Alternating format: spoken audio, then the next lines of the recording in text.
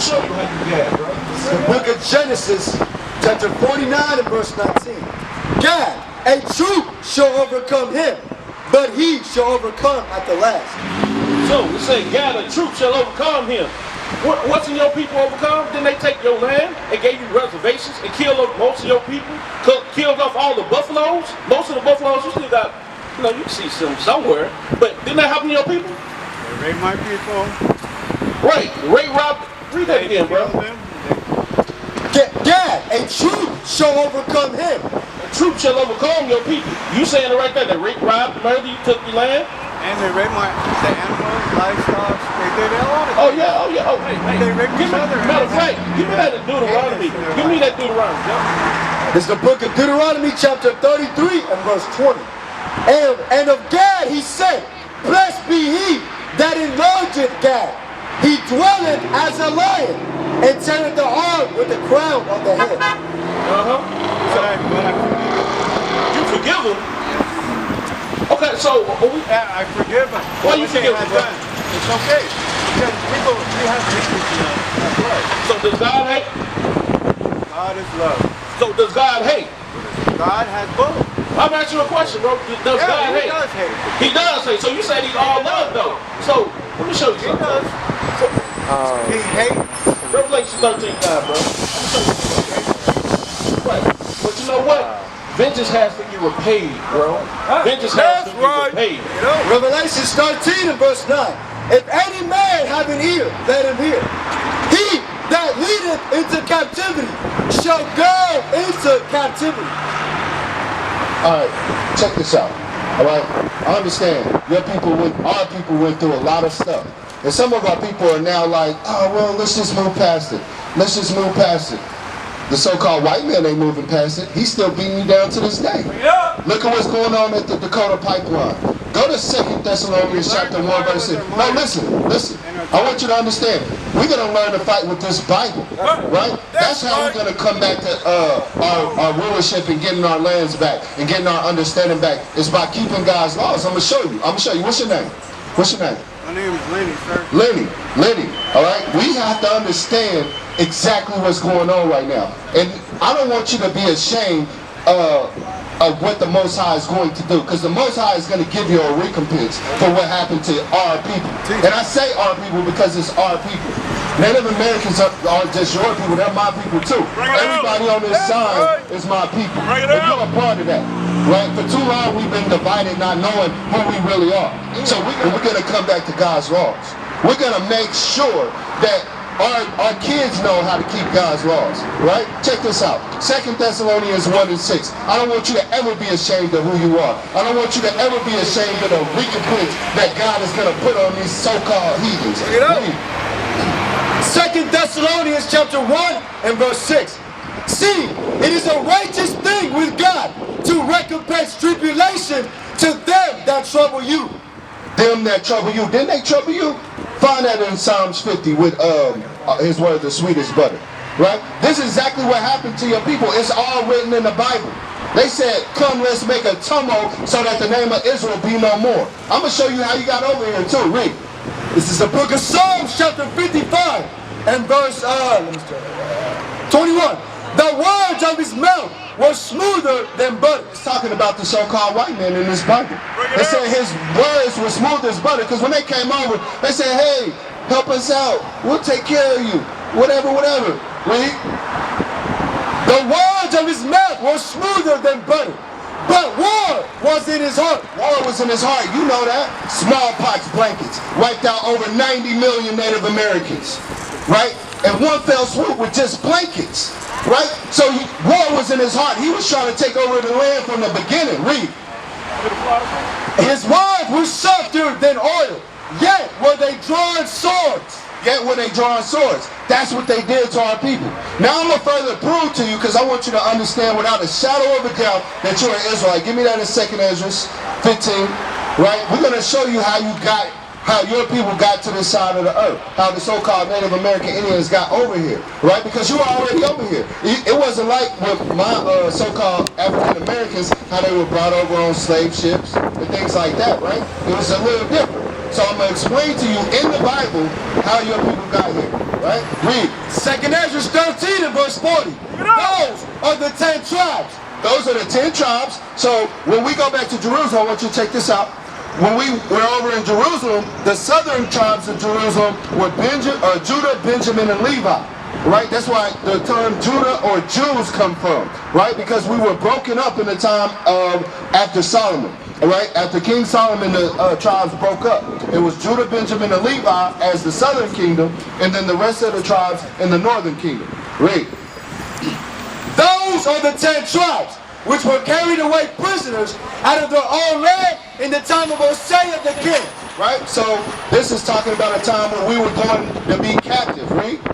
Whom Salmanassar the king of Assyria led away captive, and he carried them over the waters, and so came they into another land. Right? Keep reading. That's not talking about America yet. It's just talking about we went into another land in captivity, which Syria, which is what we happen all the time. Right? It happened to us all the time because we broke God's laws. We would break God's laws, the Most High would come and get us out. We would break God's laws, the Most High would come and get us out. So this is just another one of those times. But here's the difference. Read. But they took this counsel among themselves, that they would lead the multitude of the heathen and go forth into a further country where never mankind dwells. So they took a counsel among themselves and they said, hey, we don't want to go into this country. We don't want to go and be in bondage. We want to go somewhere where nobody's ever been before. Right? It's going to get more information on this. Read. Verse 42.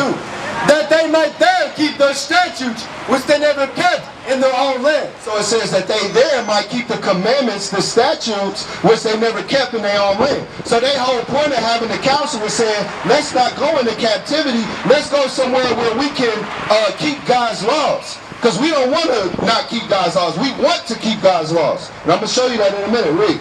Verse 43. And they entered into Euphrates by the narrow passages. Somebody give me one of those map signs. It's a map up there somewhere. I want you to show. I want to show you this because it's very important. All right. I'm gonna tie it here in a second. Give me 1 second. So we got to understand. We were look it upside down. We were around this area. Where's the Euphrates? It's around this area, right? So instead of going this way, right? Because this is the way we were going to go. It took us a long time. Read. Verse 44. For the Most High then showed signs for them, and held still the flood till they were passed over. Right? So, read. For through that country there was a great way to go, namely of a year and a half. And the same region is called Ozareth. And the same region is called Ozareth. So what we know as America is actually Ozareth in the Bible, right? Your people took counsel, the 10 tribes took counsel to go to another land so they could keep God's laws. I'm going to show you how they kept God's laws. Check this out. Watch your foot. This is a normal dressing of Indians, so-called Indians, right? You wear headdresses, you wear fringes on your clothes, right? You have borders of blue on your clothes with different designs, right? That's all part of the Bible. Did you know that? This whole attire is part of the Bible. The fringes with the border of blue, right? That's all part of the Bible. Go to Numbers 15:38. Okay. Numbers chapter 15, verse 38. Speak unto the children of Israel, and bid them that they make the fringes in the borders of their garments throughout their generations, and that they put upon the fringe of the borders a ribbon of blue. Right? So this is what we got to understand about this, that you are a child of Israel. You do have to come back to keeping God's laws. It's just as important for you as it is for me. Go to Deuteronomy chapter 28, 28 and I think it's like 30 about colonizing. About they should take your ox, right? Find that for me, because it didn't happen to you the way it happened to me. Well, some of your people did go to slavery. Some of your people were taken on ships where they were carried over to Spain and England and those different countries and brought back. Like Squanto, you know about Squanto, right? Right? He was taken over to be a slave. They try to say he went over there and visited, but we know better, right? You know better than that, right? Read. still in captivity. Deuteronomy 28:31. Thine ox shall be slain before thine eyes. Because you talked about that. You talked about how your herds and things were taken away. Your buffalo were taken away from your people. Read. Thine ox shall be slain before thine eyes, and thou shalt not eat thereof. Thine eyes shall be violently taken away from before thy face. Right? So all these things happen to our people. You can go in history, and you know that these things happen to your people. Now, what happened after that? So after the lands was taken, after your herds were taken, after all these things were taken away from us, what did we start to do? We started to go into a stupor. That's why when you go to most Native American lands, what's the number one problem? What's the number one problem? You see it out here, right? But what's the number one problem? Alcoholism. All of it. All of it, right? Single parent homes, alcoholism, drug abuse, all those things. They affect your community just like they affect mine. But yet they don't show it. They don't show it on TV, right? You don't see it on TV as much as you see ours on TV, but it's happening to your people just as much. I read an article The people is blinded. yeah, all right, but he said you would be blind. Give me that Deuteronomy 28, they shall grope at noonday. Read. Deuteronomy 28:29. And thou shalt grope at noonday, That should grope at noonday. as the blind gropeth in darkness. So as the blind gropeth in darkness, a blind man can't see all anyway. But if you put him in darkness, he really ain't going nowhere. Right? So just reaching for something, just trying to find something. That's the way our people are right now. So-called blacks, Hispanics, and Native Americans, we just groping. That's right. Trying to find our way. That's why we go to Christianity. That's why we go to Muslim. That's why we go to Buddhist. That's why we don't have anything of our own, because we always reaching for other people to help us. We try to get welfare for people to help us. We wanted to have lands for them to try to help us, right? But none of that is going to help us. The only thing that's going to help us is coming back to God's laws. Bring it out. So that's what we got to understand. You got to understand first, you got to change yourself. Go to Romans chapter 10. I'm gonna show you how you change yourself. Check this out. I applied today for a job for I'm job hunting. So you job hunting, you trying to change your life, right? I am. Right? But this is what we're gonna do. Go to 1 Kings 8:46. Because this is the important thing. I understand you trying to change, and I want you to. But I'm gonna help you. I hate to interrupt. All right, let me give you this one. This is your bus right here? No, I'm going across the street. Okay, check this out, real quick. 1 Kings chapter 8 and verse 46. If they sin against thee, for there is no man that sinneth not. Because we sinned against the Most High God, that's why He conditions, read. And thou be angry with them, and deliver them to the enemy, so that they carry them away captives unto the land of the enemy far or near. So we are in the land of our enemy right now. Yet if they shall bethink themselves. He said if we shall bethink ourselves, what does it mean to bethink? It means to remember. You got to remember who you are. You got to remember that you're an Israelite from the mighty tribe of Gad. That's right. Do you know how mighty your tribe was? Do you know the great stories that is in this Bible that you can read in Judges and Joshua and 1 Samuel about your people? Do you know the importance of your people and what they mean to us? We are together. We are brothers and sisters in this. We have to continue to fight together. But the only way we're going to fight together is that we keeping the commandments together. Read. If they sin, verse 7. If they shall bethink themselves in the land whether they were carried captives, and repent. So it says, and repent. We have to repent. We have to come back to God's laws. One of God's laws is that you got to have a beard on your face. One of God's laws is that you got to keep fringes on your clothes. Today is the Sabbath. We're not supposed to be buying, selling, working, or cooking. We're supposed to be reverencing the Most High God. You're supposed to be congregating. We got a Jew over on the Kansas side. You're supposed to be coming to visit us. You're supposed to be out here in purple and gold with us. Screaming to our people to repent, to come back to God's laws. Because we in this together. Do you understand? Do you got a flyer? Do you got a flyer? You need to check that flyer out. Because if you're trying to change your life, this is where it starts. It starts by presenting your body as a living sacrifice to the Most High God. That's all that's going to change. Your brother beat you in this job, and I already seen him 6 months ago. He was the only one. He year, when everything had a conversation, we had a deep conversation, opinion, everything. Yes, I believe. You believe? Okay, go to Psalms 119, 59.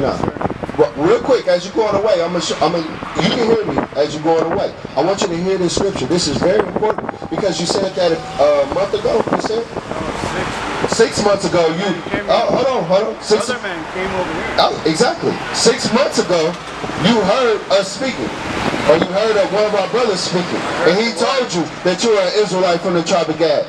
Psalms 119, verse 59.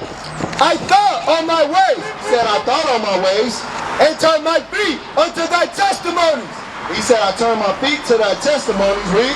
I made haste and delayed not to keep thy commandments. He said, I made haste and delayed not to keep thy commandments. So 6 months ago, if you heard this, we got to start seeing that change, right?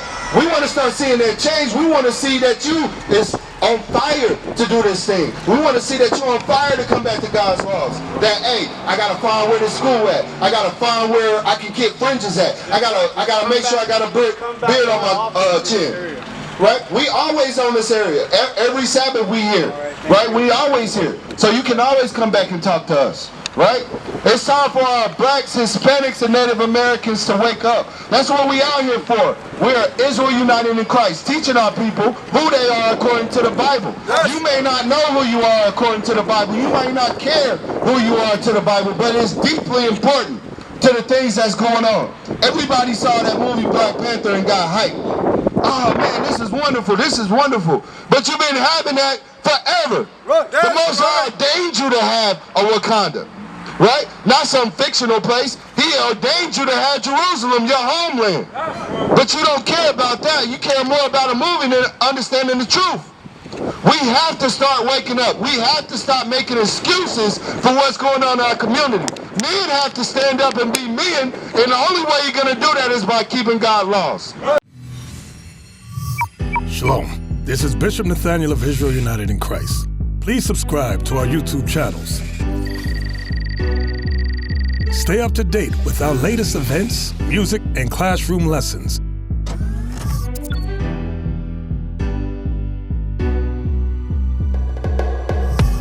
IUIC plans to continue visiting different countries where this gospel has not been preached before. IUIC needs your help in pushing this truth.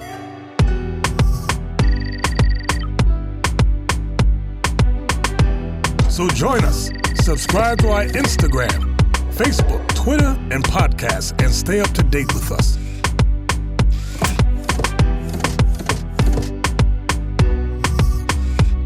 For more information, please visit www.israelunite.org.